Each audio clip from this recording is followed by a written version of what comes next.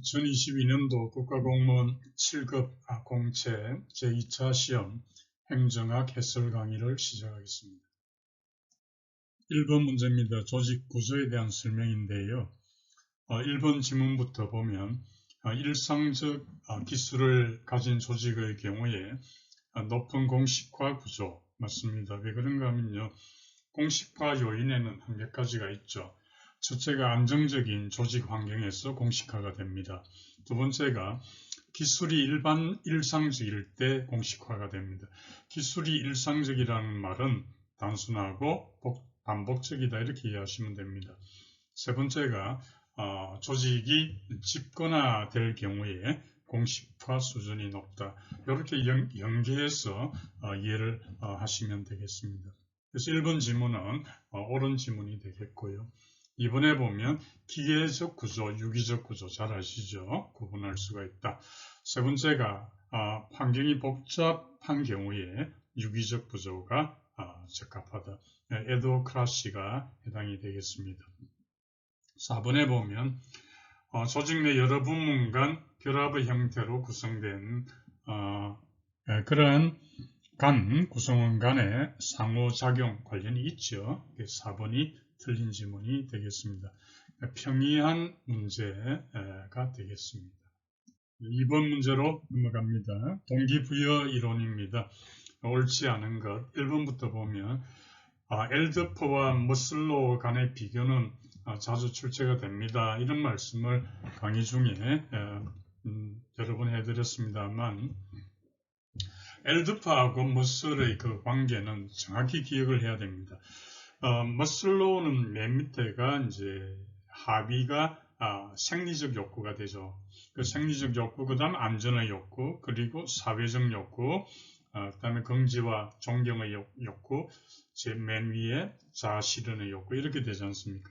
그리고 엘드퍼는 ERG, 맨 밑에가 E, 그 다음에 R, 그리고 최상위에 G 이렇게 되는데 이게 어떻게 연결되는가를 정확히 이해하셔야 됩니다. 자, 설명드릴게요. 생리적 욕구, 그 위에 안전의 욕구인데 이 안전의 욕구는 다시 두 개로 구분돼요. 하나가 그 중에서 높은 게 신분 보장이고요. 그 밑에가 물리적 안전입니다. 그러니까 밑에서 정리하면 생리적 욕구 위에 안전의 욕구가 있는데 안전의 욕구는 다시 두 개로 구분해서 밑에 것은 물리적 안전, 그 위에 있는 게 신분 보장입니다. 그래서 이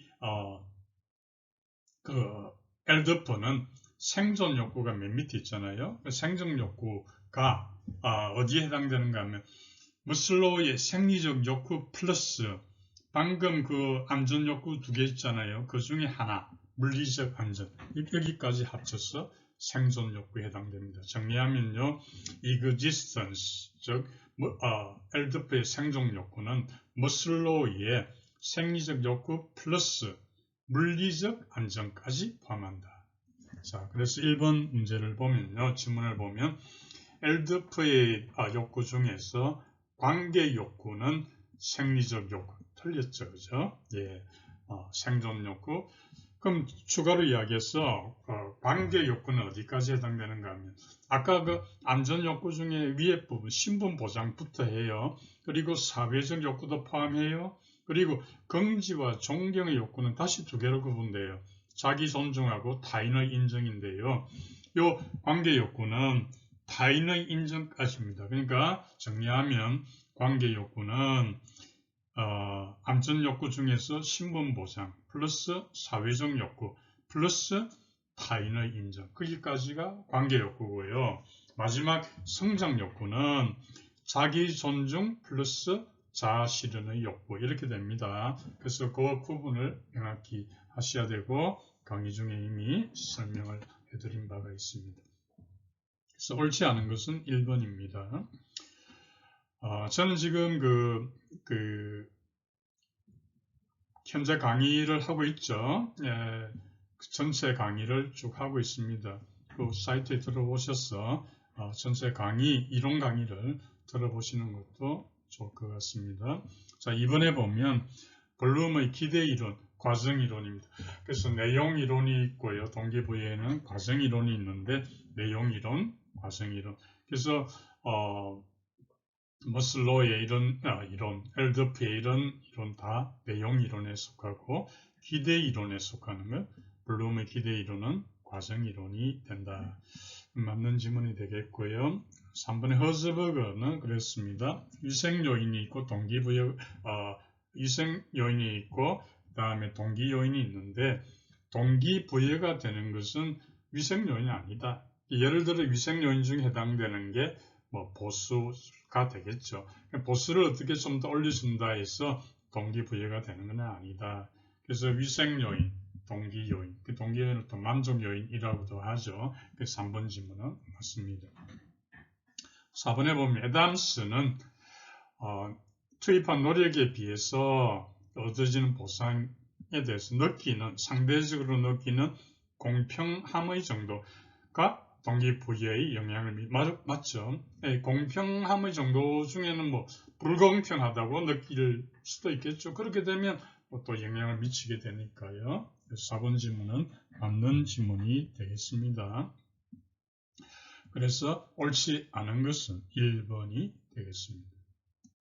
3번 문제는 공무원들의 임용 결격 사유고요. 제가 강의 중에 중요하다, 밑줄을 그으시고 표시하라 이런 말씀을 제가 드렸는데요. 다시 한번 정리하면요. 임용 결격 사유에서 가장 중요한 게 파면 5년, 해임 3년입니다. 그걸 잘 기억하시고요. 그리고 여러 가지 결격 사유를 잘 기억하셔야 되는데 피성년 후견인, 또 피한정 후견인, 이거는 안 됩니다. 이거는 잘 아시는 내용이고, 또 파산 선고를 받고 아직 복권이 되지 아니한 자도 임명이 될 수 없겠죠. 또 금고 이상의 실형을 선고를 받고요. 그 집행이 종료되거나 집행을 받지 아니하기로 확정된 후에 5년이 지나지 아니한 자, 5자에 동그라미 치시고요. 그 다음에 금고 이상의 형을 선고를 받고요. 그 집행유예 기간이 끝난 날로부터 2년이 지나지 아니한 자, 2자에 동그라미 치시고요. 그 다음에 금고 이상의 형의 선고유예를 받고 선고유예 기간 중에 있는 자 역시 임명이 되지 않습니다. 그리고 두 가지를 추가로 기억하셔야 되는데요.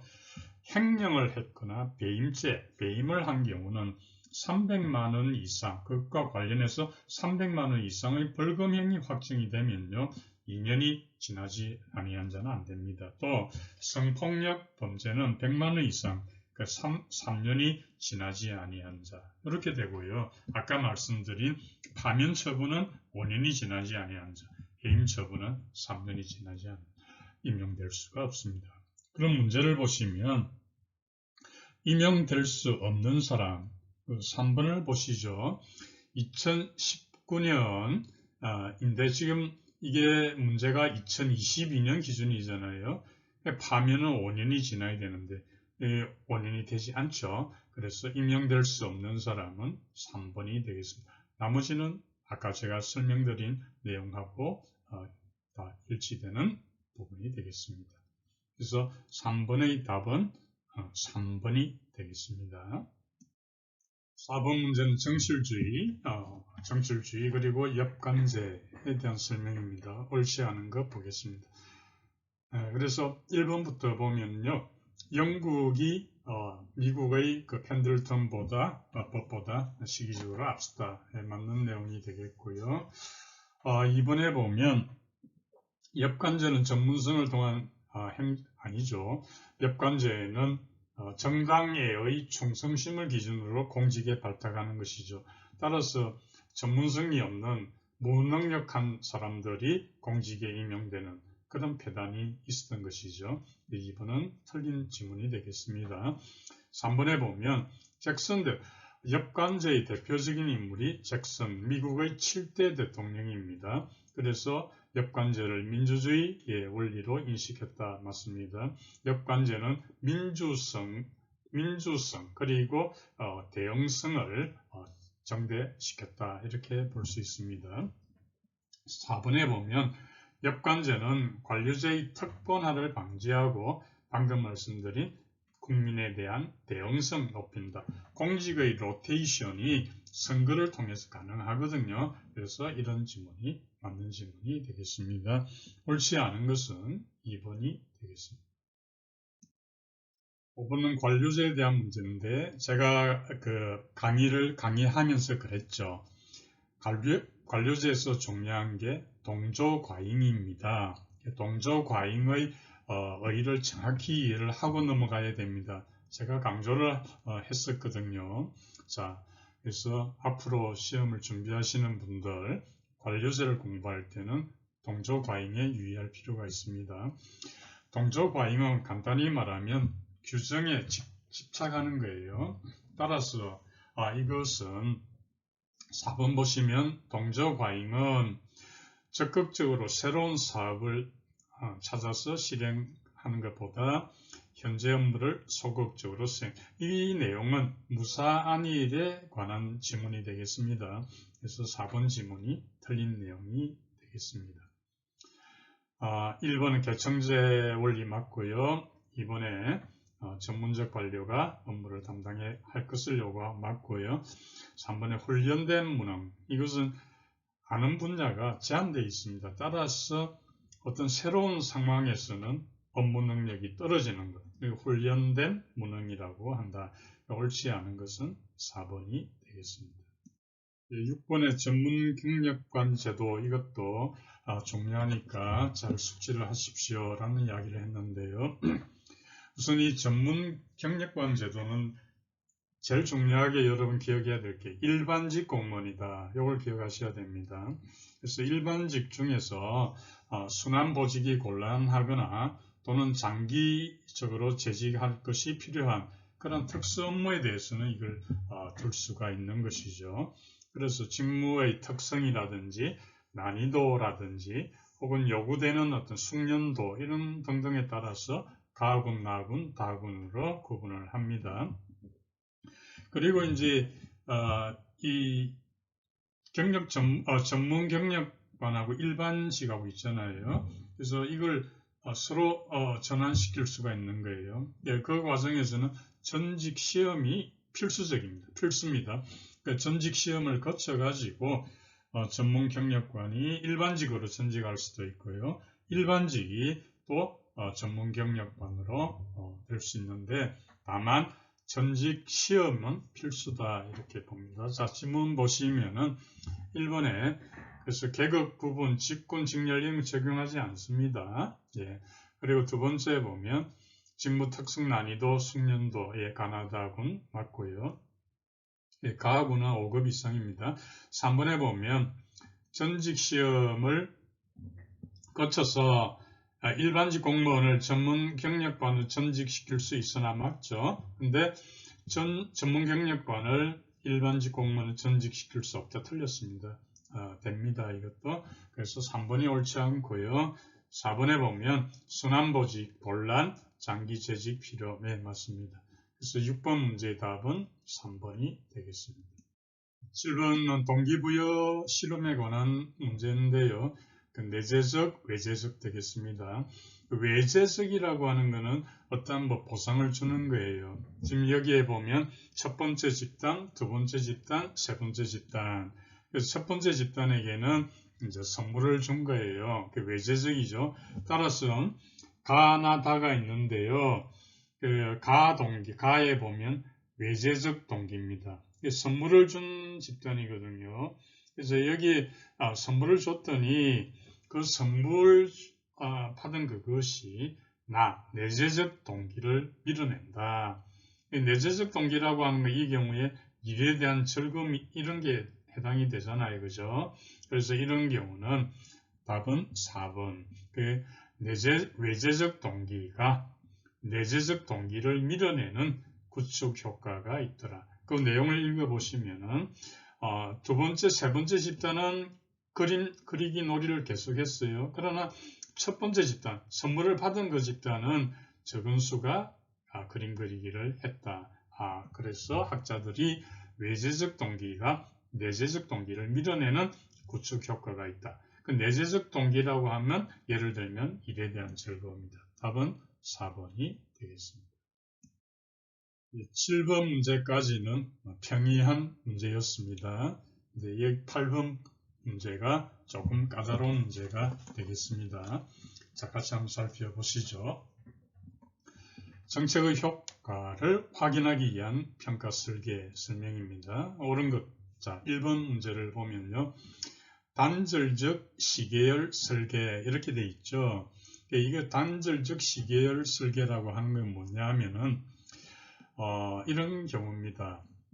모든 정책 대상이 실험 집단에 속하기 때문에 비교 집단을 구성할 수가 없을 때가 있거든요. 이럴 때는 정책의 시행 전과 후의 어떤 결과에 대한 시계열 자료를 이용하게 되는 것이죠. 이게 바로 단절적 시계열 설계가 됩니다. 그래서 이 단절적 시계열 설계는 준실험에 속하는 거다. 그래서 기억은 맞는 지문이 되겠는데요. 조금 제가 추가를 해서 설명을 드리면 이게 이제 확실히 여러분들이 공부를 하셔야 되는 부분이거든요. 왜 그런가 하면요. 단절적 시계열 설계라고 나왔잖아요. 그런데 이런 게 있습니다. 단절적 시계열 비교 집단 설계라는 말이 있습니다. 단절적 시계열 비교 집단 설계. 그러니까 요 지문에 여러분들이 단절적 시계열 여기에만 주목해가지고 지문에서 만약에 단절적 시계열 비교 집단 설계라고 나올 수 있는데 그걸 혼동하면 안 된다는 거예요. 자, 그래서 이 이야기는 뭐냐면요. 먼저 단절적 시계열 설계라고 하는 것은 관찰 횟수를 시간적으로 늘리는 거예요. 관찰 횟수를 시간적으로 늘리는 그런 자료들을 이용한다는 거예요.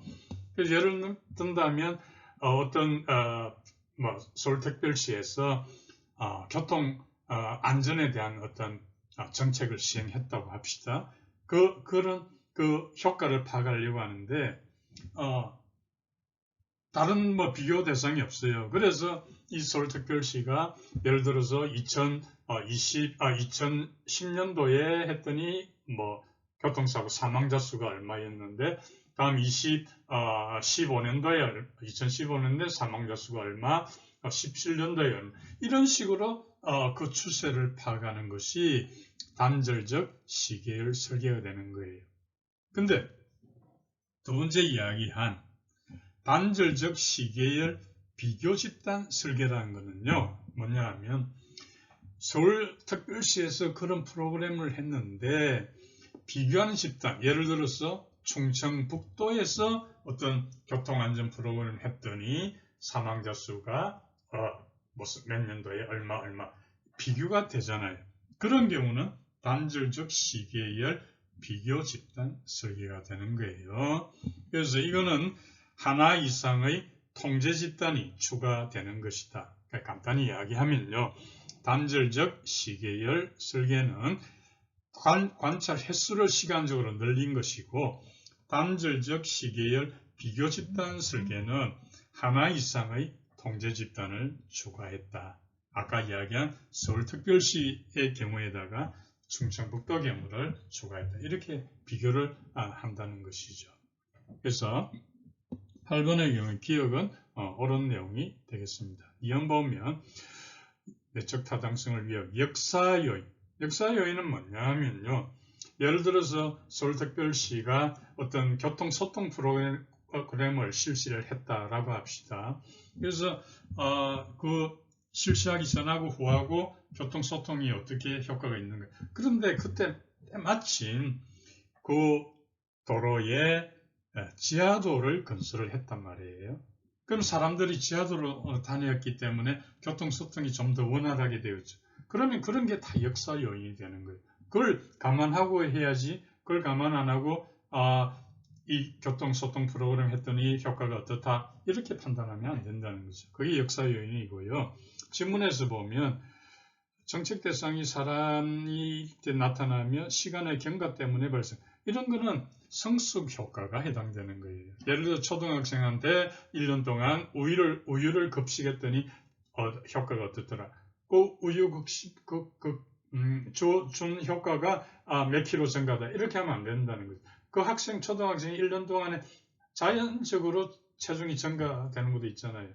그래서 이 성숙 효과를 말하는 거니까 니은은 틀렸고요. 이것에 보면 비실험입니다. 비실험은 통계적 분석을 하는 거예요. 통계적 분석의 대표적인 게 회귀 분석하고 경로 분석을 많이 사용합니다. 그래서 옳은 것은 2번 기억하고 이것이 되겠습니다. 9번 문제는 그 지출에 있어서 의무 지출하고 재량 지출에 대한 문제가 되겠습니다. 9번 문제는 상당히 까다로운 문제입니다. 이런 문제는 틀리더라도 어떻게 할 수가 없죠. 자, 같이 보시면 의무 지출이라고 하는 것은 간단히 말하면 법령에 지출이 의무화되어 있는 거예요. 예를 든다면 임금비라든지 또는 법정 부담금, 예를 든다면 연금 같은 거, 법정 부담금 이런 게 다 의무 지출입니다. 재량 지출은 투자 사업비가 해당이 되겠고요. 그래서 우리나라는 2013년도 예산안부터 재정 지출 사업을 의무 지출하고 재량 지출로 구분해서 만들고 있습니다. 그러면 의무 지출에 해당하는 예를 든다면 법령에 따른 건데요. 지방교부세, 지방교육재정 부담금, 교부금, 이런 지방교육재정 교부금 이런 게 해당이 되고요. 또 외국과의 어떤 조약 있잖아요. 이런 거로 지출되는 거. 또 이자 지출, 예를 든다면 국채 그리고 차입금, 회계 이자 지출 이런 게 해당이 되고요. 또 기타 의무 지출이 있는데요. 예를 든다면 UN, PKO 예산 분담금 이런 게 해당이 되겠습니다. 자, 그러면 9번 문제에서 의무 지출에 해당하는 것은 답은 3번이 되겠습니다. 기억 해당되고요. 니은 해당되고요. 리얼 해당되고요. 미음 해당되고 그래서 디귿은 해당 사항이 없습니다. 답은 3번이 되겠습니다. 자, 10번 예산제도 설명입니다. 평이한 문제가 되겠습니다. 자, 1번 보면 연기준 예산제도 미국 민간 기업에서 시작이 되었고요. 나중에 연방정부에 도입받고요. 이번에 보면 계획예산제도에서 장기적인 계획하고요. 단기적인 예산을 프로그래밍을 통해서 연결시키는 제도. 그래서 베트남 전쟁 때 이제 도입이 되는데 왜 그런가 하면 베트남 전쟁에서는 무기를 이렇게 사용해야 되잖아요. 그러니까 무기 개발이 1년 만에 되고 하는 건 아니지 않습니까? 그러니까 지속적인 예산 지원 때문에 이 계획예산제도. 그 계획예산제도는 여러분들이 기억해야 될 것이 집권적이다. 이걸 기억하셔야 됩니다. 세 번째 보면 성과주의 예산입니다. 그 산출 이후의 성과에 관심이 틀렸죠. 성과주의 예산은요. 1950년대입니다. 50년대 맞고요. 산출에 관심을 가집니다. 여기서 말하는 산출 이후의 성과에 관심을 가지며 예산 집행의 재량, 결과에 대한 책임 강조, 이 부분은요. 신성과주의 예산이라고 합니다. 80년대 이후에 신성과주의 예산. 그럼 간단히 비교를 해보면요. 신성과주의 예산은 자율성을 줍니다. 그 대신에 나중에 성과 평가를 해요. 그걸 통해서 책임성을 확보하고자 하는 거예요. 그러면 50년대 성과주의 예산하고 80년대 신성과주의 예산은 어떻게 비교되는가 하면요. 예를 들어서 교육이라고 하는 파트를 봅시다. 이 50년대에는 산출이 중요한 거예요. 그래서 졸업생 수가 중요한 데 비해서 이 신성과주의 예산은 결과, 즉 성과를 중시하는 거예요. 예를 든다면 졸업생들의 취업 비율, 취업률 이런 데 초점이 맞춰지게 되는 것입니다. 그래서 50년대와 80년대의 차이를 가지고 있는데요.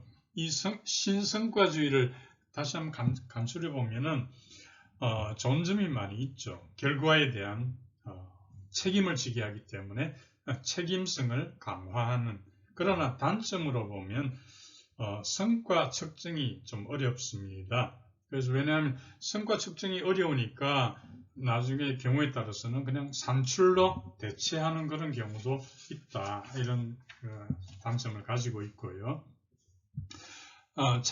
참고하실 만한 것으로 우리나라의 경우에 재정 성과 관리 제도가 이런 신성과주의 예산의 범위에 들어가는 거죠. 재정 성과 관리 제도라는 게 있는데요. 그래서 이 재정 성과 관리 제도가 좀 어렵게 출제가 된다면 충분히 출제될 수 있는 거예요. 재정 성과 관리 제도에 어떤 게 있는가 기억하실 필요가 있습니다. 첫 번째가 재정성과 목표관리 제도가 있고요. 두 번째가 재정사업 자율평가 제도가 있고요. 세 번째 재정사업 심청평가가 있고, 네 번째가 핵심사업평가 제도라는 게 있어요. 이 핵심사업평가 제도는 2018년도에 도입이 됐습니다. 간단히 제가 소개드리면 재정성과 목표관리 제도는 모든 사업을 대상으로 합니다. 그래서 성과 계획에 따라서 예산을 배분하고 나중에 성과 보고서도 제출하고 그럽니다. 두 번째가 재정사업 자율평가 제도는 대상이 뭐냐면 예산하고 기금이 투입이 되는 모든 재정사업이 대상이 됩니다. 그래서 자율평가를 합니다. 세 번째에 보면 재정사업 심청평가 제도라는 게, 이거는요 기획재정부 장관이 점검을 하는 거예요.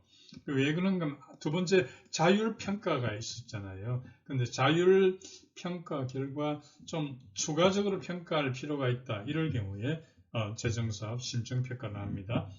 그 다음에 핵심사업 평가 제도는 일자리 성장 동력 확충 이런 게 핵심 사업으로 한 80개 정도 평가가 이루어지고 있습니다. 자, 그래서 3번 경우에 틀린 지문이 되겠습니다. 4번의 품목별 예산제도 통제지향적이다. 맞습니다. 10번 문제의 답은 3번이 되겠습니다. 11번 문제입니다. 정치행정 이용론 이퀄 공사행정 이론론입니다. 1번 맞고요. 이번에 정치와 행정의 역할 구분 맞고요. 3번에 보면 대표적인 인물이 우드로 윌슨입니다. 그 행정을 전문적인 그러한 영역으로 규정을 하고 정부는 전문성을 갖춰야 한다. 맞고요. 4번에 보면 4번 지문의 내용은 정치행정 이론론에 대한 질문이 되겠습니다. 답은 4번이 되겠습니다. 평이한 문제였습니다. 12번은 정부 실패 요인인데 옳지 않은 것 2번부터 보겠습니다. 지대 추구. 그래서 정부 개입에 따라서 발생하는 지대가 있으면 그걸 차지하기 위해서 자원을 낭비하는 것. 이게 지대 추구가 되겠고요. 3번의 파생적 외부 효과입니다. 정부가 개입했는데요. 생각지도 못했던 그런 부작용, 이게 파생적 외부 효과입니다. 네 번째에 보면 내부성이라고 하는 것은 공공조직에서는 그렇지 않습니까? 민간에서 이야기하는 어떤 기준이 없죠. 어떤 기준이 없기 때문에 어떤 관료들 또는 소속 기관의 이익을 우선적으로 고려한다. 맞는 내용인데요. 1번 보겠습니다. X 비효율성은 이 지문의 내용이 아니고요. X 비효율성이라고 하는 것은 경쟁이 존재하지 않는 시장에서 존재하지 않는 시장에서 어떤 비용을 절감하려고 하는 노력을 하지 않는 것. 예를 든다면 이런 거예요. 자연 독점 시장 있잖아요. 그 자연 독점 시장이면은 기술적으로 비용 절감이 가능하더라도 그러한 노력을 하지 않는 것. 이게 바로 X 비효율성이 되는 겁니다. 1번 지문이 틀린 문장이 되겠습니다. 13번 문제는 규제정책입니다. 규제정책은 두 가지죠. 하나는 보호적 규제정책.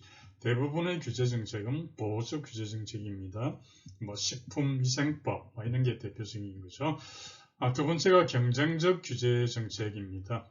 그래서 예를 든다면 어떤 그 항공 그 노선에 지향하는 경우에 뭐 서울, 뭐 타이베이 간의 어떤 노선을 그 허가해주는 대신에 승객들에 대한 서비스 수준을 어느 정도까지 유지하라. 이런 게 다 경쟁적 규제 정책이 되는 거예요. 자, 1번부터 보면은 희소한 자본에 대해서 다수 경쟁자 중에 소수에게 맞고요. 이번에 선정된 승리자에게 공급권을 부여하는 대신에 어떤 조치를 취하는 것 맞고요. 3번에 보면 주파수 할당, 항공노선 허가 등이 맞는데 4번의 경우에 이 4번 질문은 강력하게 반발한다. 이거는 보호적 규제 정책을 설명하는 거예요. 그래서 틀린 질문이 되겠습니다. 14번은 기관 구성 형태입니다. 1번의 기관 통합형은 정확하게 반영 맞고요. 2번에 보면 통합형은 영국의 의회형이 대표성이다. 그러니까 의결 기능하고 집행 기능을 모두 수행하는 거 맞죠? 3번에 보면 대립형 중에서 약시장 의회형 이것은요. 시장은 지방의회 의결에 대한 거부권 가진다 아닙니다. 약시장은 못 가지는 것이죠. 약시장 의회형에서는 의회가 예산을 편성하고요. 또 조례를 거부하는 권한도 시장에게 없습니다. 그래서 여기 보면 지방의회 의결에 대한 거부권 가진다. 틀린 지문이 되겠습니다. 이러한 형태는 미국의 기초자치단체에서 볼 수 있는 거예요. 시장보다는 의회에 더 강력한 그런 권한을 주는 형태가 되겠습니다.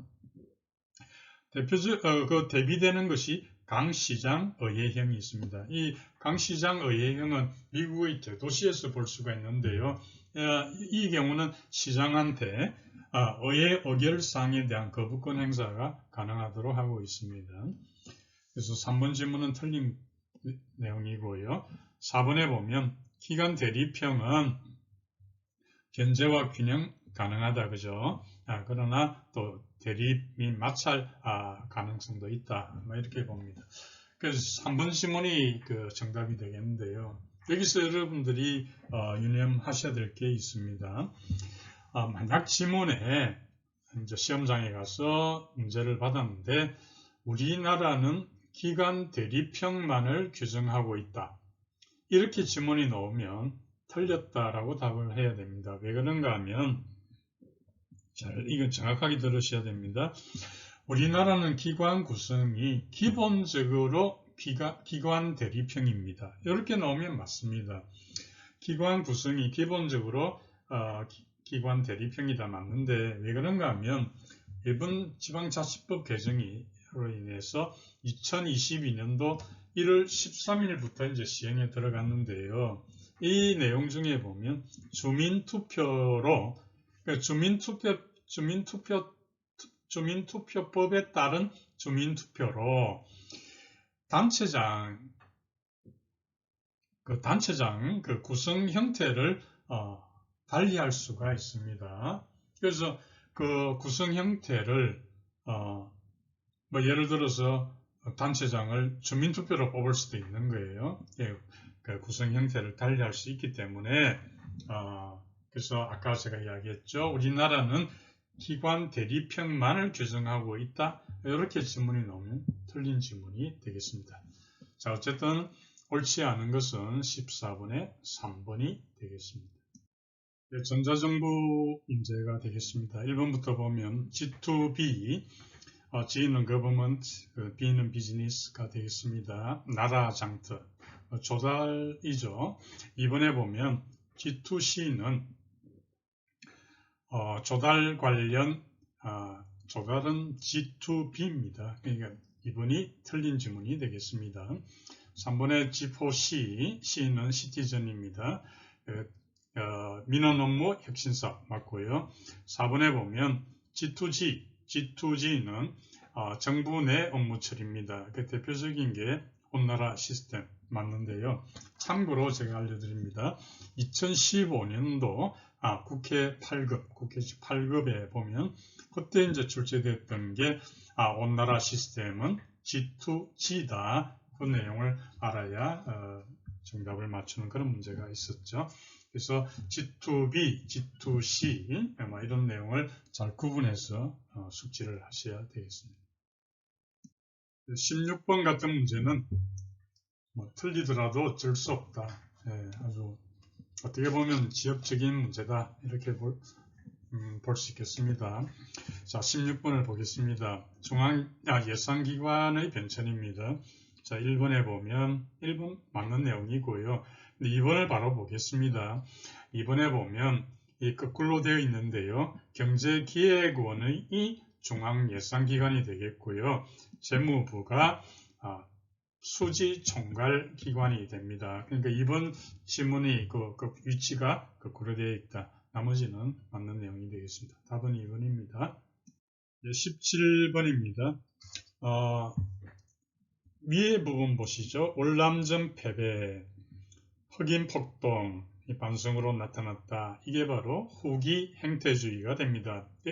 데이비드 이스턴이라고 하는 학자, 미국 정치학회 회장을 역임했던 데이비드 이스턴에 의해서 후기 행태주의, 즉 그의 주장은 뭐냐면 행태주의로는 안 된다. 그 당시 행태주의는 논리적 실증주의를 바탕으로 했어요. 그래서 어떤 현실 문제 해결은 도외시하고 어떻게 하면 과학적인 연구 이걸 강조를 했던 것이죠.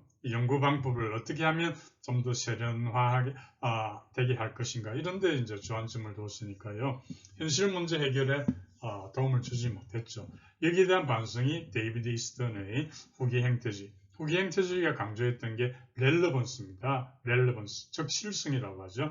RELEVANCE. 그래서 렐러번스라는 것은 어떤 현실 문제 해결에 도움을 준다면 그게 적실성이 높은 거고 그렇지 못하면 낮은 거고 이런 내용이 반성으로 나타났다. 데이비드 이스턴의 후기 행태주의입니다. 두 번째 보면 미노브룩 헤이 오면 이게 바로 신행정론 이렇게 이해하시면 되고요. 신행정론은 왈도, 미노브룩 헤이, 사회적 형평 이 세 가지를 꼭 기억을 하셔야 됩니다. 자, 1번 봅니다.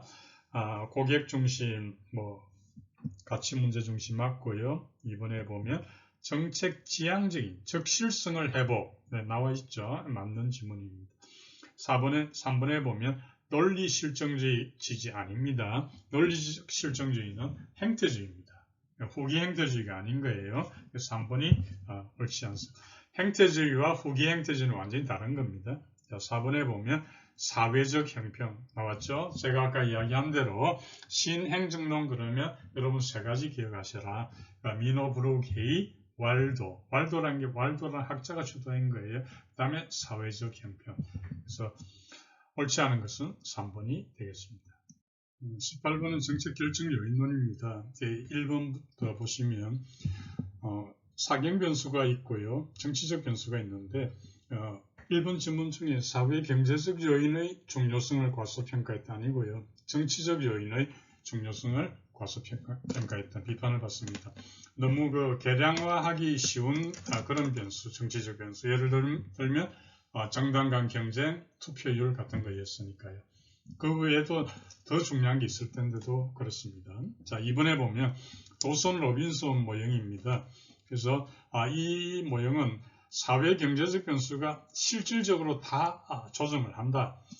설사 정치적 변수가 정책에 영향을 미치는 것처럼 보일지라도 그것은 허위의 상관관계다. 그 뒤에서 사회 경제적 변수가 실질적인 역할을 한다. 이렇게 보는 거예요. 그래서 2번 질문 맞고요. 3번에 보면 키로크트 모형입니다. 사경 변수가 정책에 직접 영향을 미친다. 아닙니다. 이것은 사경 변수, 그 다음에 화살표 정치적 변수, 화살표 정책 순서가 그렇게 되는 거예요. 그래서 미국 남부의 농장주들 있지 않습니까? 이게 흑인 자기들의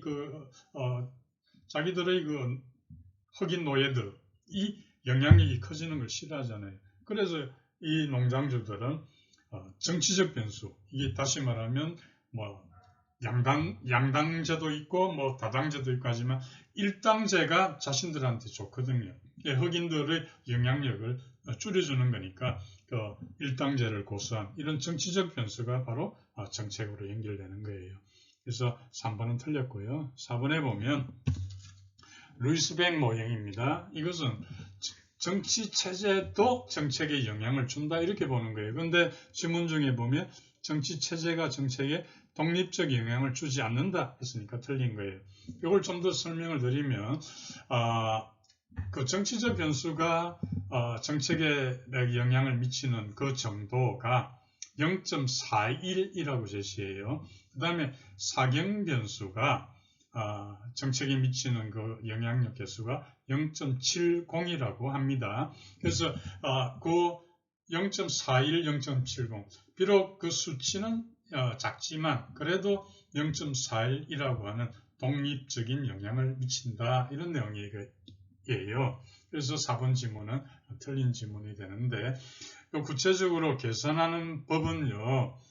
제가 저술한 정책학 원론이라는 책이 있습니다. 정책학 원론 제5판 중에 그 그림을 그려가지고 그림과 함께 그 개수가 설명되고 있습니다. 참고하시면 되겠습니다. 19번은 평이한 문제가 되겠습니다. 1번에 보면 급행료, 이것은 제도적 부패가 되겠죠. 1번은 틀렸고요. 2번 맞는데 권력형 부패, 그 다음에 3번에 거래 당사자 없이 일방적으로 사기형 부패, 그 다음에 4번에 보면 어떤 집단은 처벌하시오, 다른 집단은 처벌을 원하지 않는 경우 이걸 해석 부패, 옳지 않은 것은 1번이 되겠습니다. 20번도 정책에 관련 문제인데요. 이번 시험에서 정책 파트가 5문제에서 6문제 사이 출제가 되었습니다. 비중이 좀 높았다 볼 수 있죠.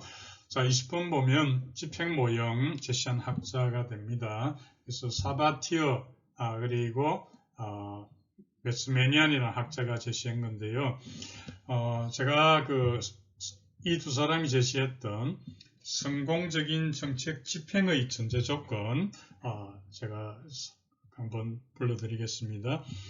성공적인 정책 집행을 하려면 그 전제 조건이 어떻게 되는가? 그래서 첫 번째가 분명한 목표, 두 번째가 정책 내용의 합리성을 보장하는 적절한 인과 이론, 세 번째가 집행 관료의 수능을 확보하기 위한 법적인 구조, 네 번째가 숙련된 집행 관료 집단, 다섯 번째 통치자의 지지, 여섯 번째 안정된 집행 환경 이렇거든요. 그래서 위에 내용을 보면 1번 사바티어와 메스메니안이 해당되겠습니다.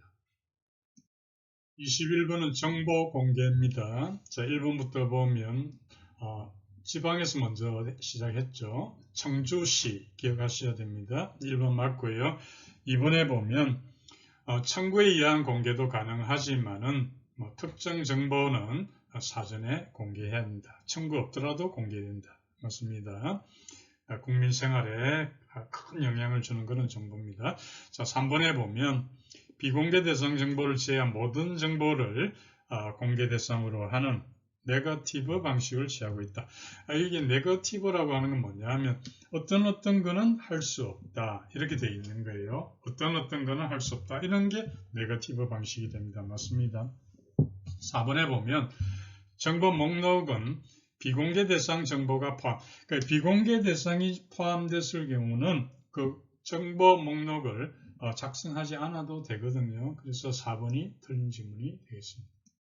22번은 아주 평이한 문제가 되겠습니다. 신고전 조직이론입니다. 답은 4번 사회적 능률, 비공식적 구조.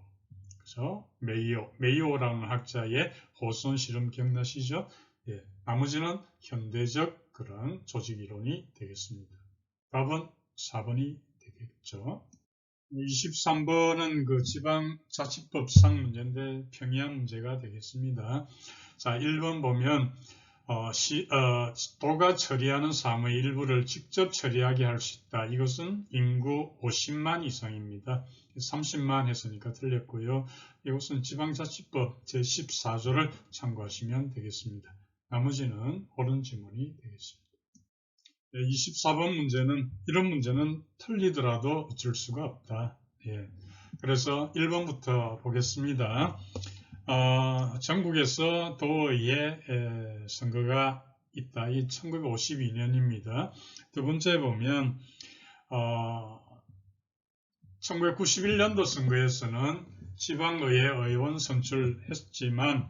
했는데 지방자치단체장 선거는 안 했다. 맞습니다. 2번이 맞고요. 3번에 보면 시도교육감 직선은 2007년도고요. 4번에 보면 1960년도 선거에서 서울특별시장, 도지사 외에 또 시업위원장 다 했습니다. 그래서 4번도 틀렸고요. 옳은 질문은 2번이 되겠습니다. 25번 마지막 문제가 되겠습니다. 자, 가부터 보시면요. 대상 집단이 불응의 핑계를 찾으려고 하면 설득을 해야 되겠죠. 이게 도덕적 설득이 됩니다. 나에 보면 자발적으로 순응하는 사람 명예손상, 그렇죠. 이런 사람들한테 어떤 금전적으로 당신이 어떻게 하면 금전적으로 우리가 좀 돈을 줄게, 보상해 줄게 하면 그런 사람들의 어떤 명예를 손상할 수 있죠. 따라서 나는 유인이 되겠고요. 유인이 되겠고, 세 번째, 불응의 형태를 정확하게 파악하기가 어렵다. 처벌의 경우가 그렇습니다. 답은 1번이 되겠네요. 여러분들 힘들게 자기와의 싸움을 하고 있습니다. 오늘 강의가 조금 도움이 되었으면 좋겠습니다.